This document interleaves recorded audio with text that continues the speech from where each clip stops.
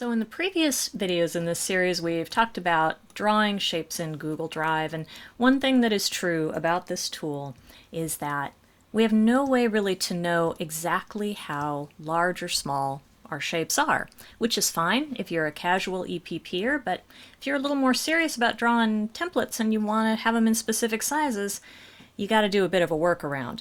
So just to give you a quick little idea of what I'm talking about, here's a screen from a different program that I use to draft EPP patterns called Pages. It's an Apple program.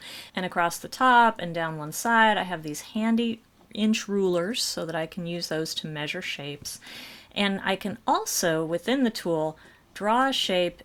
Then I even have a little dialog box that allows me to specify particular sizes that I want to have. So it's much more fully featured.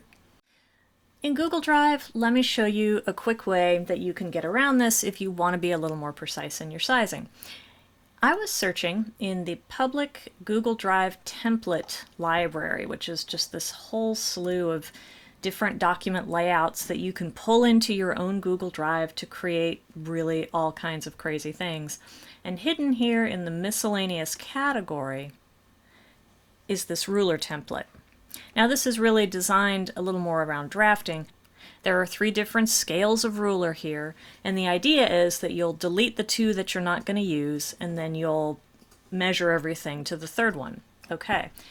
I've included a direct link to this template in the text below this video, and if you click Use this template, what it'll do is make a copy within your own Google Drive.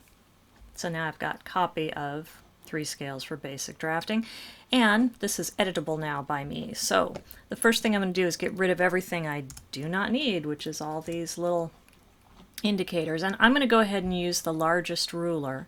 So I will go ahead and delete the other 2. I'm just clicking to highlight,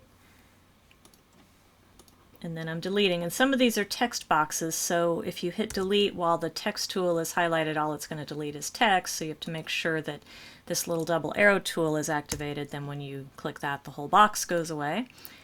So I'll go ahead and do that here as well. So now I've just got this ruler left that I'm going to use. What I would highly recommend is that you take this guy and you go ahead and send him out to your printer, print it to regular paper, and then measure with an actual ruler how the scales compare. And as you can see here, for this ruler, I actually need 2 1/4 inches on this ruler to equal 1 real life inch. I didn't say this was a perfect tool, it's just a functional one.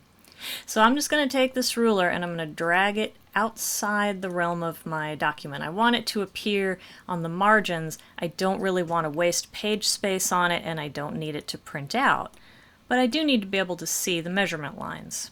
So this is working pretty well.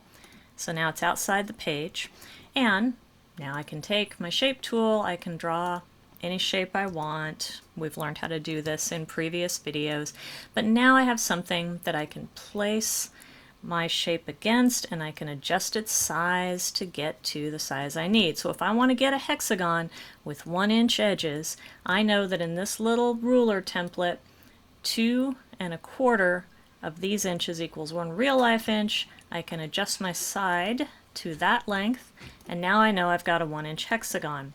Then I can do all of the stuff with it that we have done in previous videos to make a page of templates, right? I can position them so they're real close together and easy to cut apart. I can bring specific shapes together, and I can group them so that I can duplicate them in chunks. All of that stuff we learned how to do elsewhere. But now we have a sense that these are an exact size.